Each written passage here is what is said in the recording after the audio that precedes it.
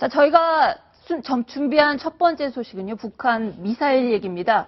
얼마 전이죠, 일주일 전에 정말 큰 소리 치면서 잠수함 탄도미사일 발사가 성공했다고 얘기했던 적이 있었는데, 진실이 오늘 좀 밝혀졌습니다. 일단 북한에서 큰 소리 치던 모습부터 한번 들어보겠습니다. 탄도탄 수중시험 발사에 눈부신 성공을 또다시 이룩해냈습니다. 경의하는 김정은 동지께서는 이번 시험 발사의 대성공으로 하여 남조선 괴뢰들과 미제의 뒤통수에 아무 때나 마음먹은 대로 멸적의 기술을 꽂을 수 있게 됐다고 말씀하셨습니다.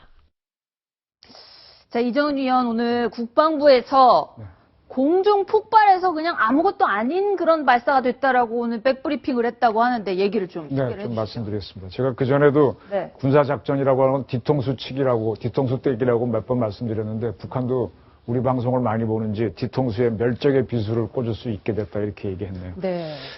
지금 우리 군 당국도 북한에서 미사일 개발하는 건 비밀사항이라서 이제 여러 가지 외곽에서 이제 두드려서 추적을 하고 있는 것 같습니다. 우선 정리를 하게 되면요. 우리가 그동안 계속 러시아제 R-27을 토대로 무수단과 SLBM인 북극성 2개를 만들었다라고 지금까지 판단해 왔는데 지금 북한에서 발표하는 것들을 총 모아서 다시 판단한 결과 북극성, 즉 SLBM은 별도의 미사일이다 이렇게 판단하는 것 같습니다. 네. 그래서 그 지상에서 쏘는 무수단은 액체 연료를 쓰는 거고요. 그건 이미 배치가 돼 있고 이번에 새로 SLBM 북극성을 개발하는데 이거는 고체 연료를 넣은 걸로 판단을 하고 있습니다.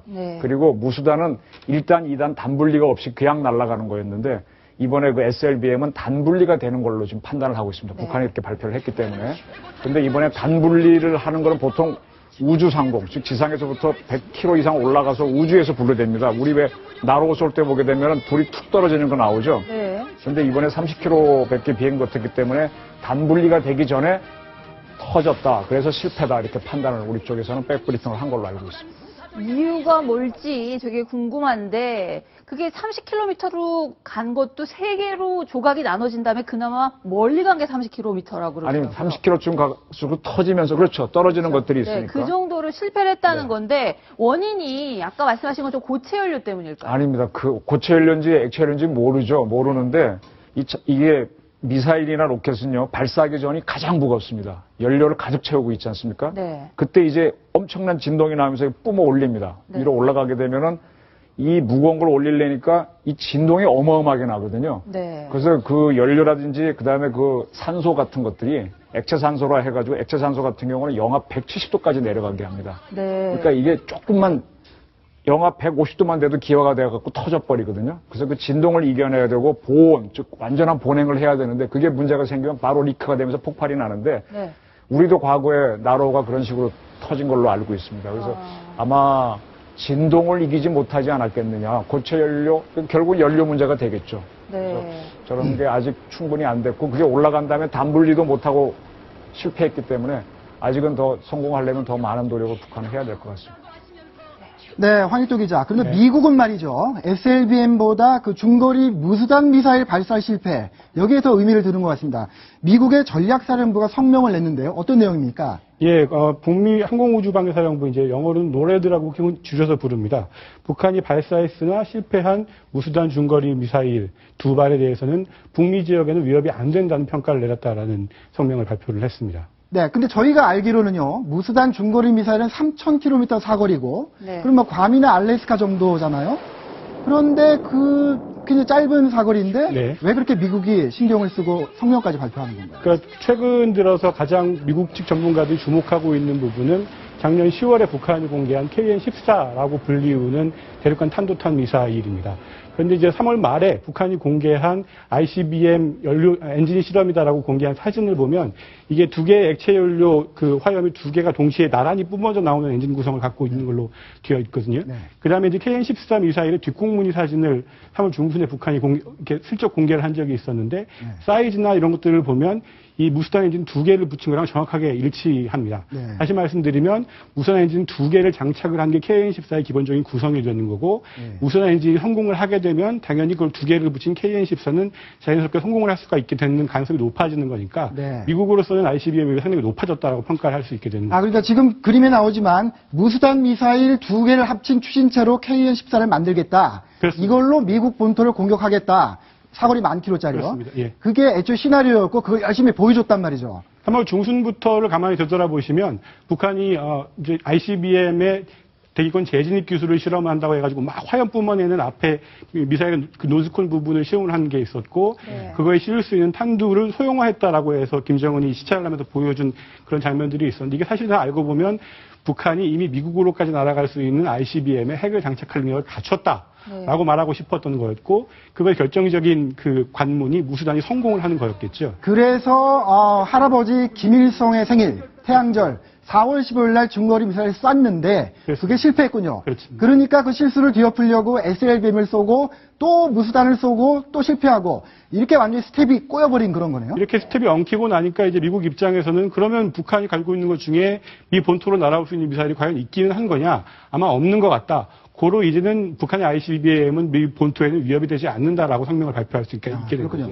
예, 조금 보충 설명드리면 저 KN-14가 또 튀어나와갖고 과거에 KN-08 그러더니 이건 또 뭐냐 이런 얘기가 나올 수 있는데요. KN은 코리아 노스입니다. 그러니까 미국 또는 우리 한미연합군에서 북한이 미사일 만들면 KN 붙인 다음에 번호를 붙이거든요. KN-08이 무수단인데 저걸 가지고 쟤네들이 자꾸 이제 변형을 시켜봅니다. KN-08 갖고 거리가 안 나오니까 이걸 2개, 3개, 4개 그래서 쏴보는데 그러면 힘이 좋아지죠. 힘이 좋아지게 되면 어떻게 됩니까? 공기와의 마찰이 커지죠. 그럼 진동이 커지면 터집니다. 그래서 저렇게 아주 그냥 여러 가지 방법으로 주체의 나라답게 열심히 이 아이디어를 짜내는데 기술력이 못 따라가는 거예요. 그래서 북한이 아마 저것 때문에 좀 몇 사람들이 기합받을 겁니다. 네. 지금 말씀하신 것처럼 김정은 입장에서는 이게 뭐 무수단이 총 3번 지금 발사를 했는데 다 실패한 거 아니에요. 그렇습니다. 굴욕, 망신을 넘어서 거의 굴욕 수준인데 이 모든 지금 이 발사를 총 지휘하고 있는 김낙겸 전략군 사령관 무사할 수 있겠습니까? 김낙겸 전략군 무사포 앞에 서지 않을까 뭐 이런 얘기들도 나오고 있는데. 김낙겸 전략군 사령관이 이제 우리 측의 분석에 따르면 2014년 초에 상장을 달았고 작년 말에 대장을 달았습니다. 그러니까 1년 한 10개월 만에 초고속 승진을 하고 있었던 셈인데요. 그렇지만 말씀드린 것처럼 이런 식으로 계획했던 일련의 시나리오들이 완전히 무너져 내렸기 때문에 상당히 이 부분을 담당하고 있었던 간부들 입장에서는 위협을 느낄 수밖에 없는 상황이 된 것 같고요. 이게 가장 주목해 볼 부분이 이겁니다. 4월 28일 날 아침에 쐈는데 실패했는데 그날 저녁에 다시 한번 쏜단 말입니다. 이거는 상당히 히스테리컬한 반응이죠. 그러니까 김정은이 그만큼 그렇습니다. 아주 다급하고 이건 안 됐으니까 이거 왜 안 됐는지를 살펴보고 다시 쏴보는 게 아니라 어떻게든 쏴보겠다고 계속 신경질을 부리고 있는 거에 가까운 모양새이기 때문에 이 감정적인 반응이 어떤 식으로 전개될지는 아주 우려할 만한 부분이 있다고 생각이 됩니다. 자, 이제 북한의 조급증을 판단해야 될 것 같은데 우리가 나로호를 2번인가 실패했지 않습니까? 그리고 바로 그 다음날 안 쏩니다. 한 1년쯤 걸리죠. 그렇죠. 모든 거는 실패를 했을 때 차분히 분석을 해야 됩니다. 한 대 맞았을 때 주먹 치고 또 치고 또 치고 하면 지치기만 하거든요. 한 대 맞았을 때 가만히 생각해서 힘을 모은 다음에 원인을 찾아서 해야 되는데 이게 굉장히 김정은 정권 이후에 드러난 조급증입니다. 이런 것들이 갑작스러운 자멸을 갖고 올 수 있습니다. 그래서 무슨 얘기인가 하면 김낙겸 사령관을 처형한다든지 이런 문제로 가게 되면 지금 나가고 있는 저 사람이 바로 김낙겸. 저 친구가 거꾸로 총을 들면 어떻게 됩니까? 북한판 11.6이 될 수도 있죠. 실패한 쿠데타가 될 수도 있고 성공한 쿠데타가 될 수도 있는데 북한의 급변 사태가 점점 가능성이 높아져 가고 있습니다. 네, 이 북한 지도부가요 지금 상당히 갈팡질팡하고 있습니다. 그런데 백성문 변호사, 북한 그 주민들 사이에서도 이상한 일이 많이 나고 있죠. 보도가 많이 되고 있습니다. 급기야 북한의 은행이 털렸다 이런 소식이 있는데 어떤 내용입니까? 그러니까 저도 북한 관련해서 기사 중에 은행 강도 사건은 처음 본 것 같거든요. 그래서 보니까 확인해 보니까 진짜 처음이랍니다. 북한 정권이 수립 이래 처음으로 이제 은행이 털린 건데, 그러니까 조선중앙은행 이제 함경북도에 있는 신안 지점에서 그러니까 저번 달 4일입니다. 그 은행이 털리게 됐는데 통상적으로 저기가 이제 밤새 경비원이 이제 순찰을 도는데 저 범행이 있었던 순간에는 이제 경비원이 없었다고 하고요. 그래서 이제 중앙문을 부수고 들어가서 그 당시에 이제 북한 돈으로 은행 내에 총 한 7천만 원 정도가 있었다는데 그게 어느 정도 피해액이 있었는지 정확하지 않은데요. 일단 상징적인 건 현실적으로 그냥 은행 강도가 그냥 들어가기 쉽지 않고 내부에 조력자가 있지 않았을까 그런 얘기가 나오면서 북한 내부도 굉장히 동요가 심하다는 뭐 그런 분위기입니다. 네, 이정은 의원. 이게 그 뭐 미국 영화에서나 보던 얘기 같은데요. 뭐 북한 은행에 돈이 있을 것 같지도 않고 뭐 한데 말이죠. 어떻게 자유아시아 방송 보도 신뢰도가 얼마나 있다고 보세요? 저는 RFA는 기본적으로 미국이 하는 심리전 방송이라고 판단합니다. 보이스 오브 아메리카와 더불어서 저쪽에서 나오는 거는 미국 근거를 통해서 하기 때문에 상당히 신뢰성이 있다고 보이고요. 그래서 몇 군데 이렇게 조금 우리 쪽 정보기관에도 물어봤더니 사실로 보더라고요. 예. 그래서 과거에는 식량을 뺐거나 뭐 이런 이런 털이가 많았는데 저 금고를 그 은행을 털었다 그래서 상당히 저 주목을 하고 있고 참고로 청진을 비롯한 저쪽 지역은요 북한에서 해방구입니다. 그래서 저도 2004년도인가요? 제가 아는 분 통해서 아는 분들이 해오신 거죠. 저쪽에 이렇게 배꼽 카메라 갖고 들어가서 청진에 들어가서 우리 쪽에 보낸 쌀을 인민군이 관리하는 걸 찍어서 탈북자들이 갖고 온 적이 있었는데 그걸 한번 동아일보에도 소개를 하고 일본 후지티브에도 이렇게 넘겨준 적이 있는데 그만큼 저쪽은 구멍이 많고요. 그래서 치안도 약하고 해서 저런 가능성은 있다고 봅니다. 네, 지도부는 스텝이 꼬이고 주민들은 은행을 털고 북한이 난리가 났네요.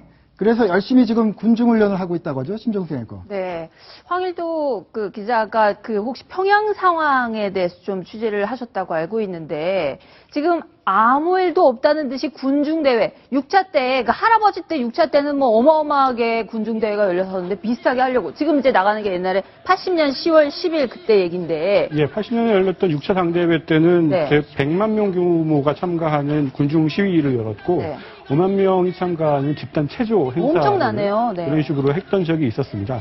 근데 다만 이제 올해의 경우에는 당시에 이제 80년에 6차 당대회 때는 닷새 동안 행사를 진행을 했는데 올해는 6, 7, 8, 9 나흘간 진행이 될 것으로 지금 관측이 되고 있고 그다음에 이렇게 대규모로 사람이 모이고 대회를 준비를 하다 보면 아무래도 이제 우리 집 감시 자산에 의해서 파악이 되곤 하는데 이번에는 그 정도로 대규모인 것 같지는 않습니다. 어쨌든 상당한 규모의 군중 집회를 준비를 하겠지만 100만 명 수준은 아닐 것이다라고 보는 관측이 주를 이루는 것 같습니다. 네, 100만 명은 되지 않을 것이다.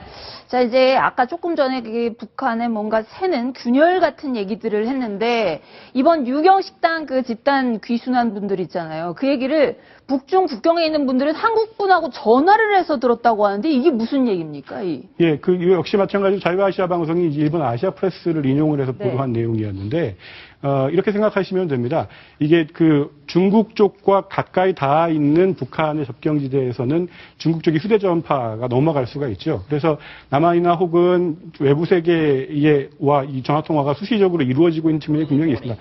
북한 당국이 이걸 막기 위해 상당히 애를 쓰고는 있지만 여전히 이제 간헐적으로 이런 통화들이 이루어지고 있는데 여기서 이제 그 전화통화에서 북한 해외 식당 종업원들, 중국에서 일하는 종업원들이 남한으로 넘어가는 것을 알고 있다. 그리고 그들이 가는 것은 잘한 것이고 나 같아도 아마 갔을 것이다. 이런 말을 했다는 보도가 나와 있습니다. 네, 일단 북한 매체를 보면 정말 고요해 보이기는 하는데 북한 내부에서 정말 뭔가 일이 벌어지고 있는 것 같습니다.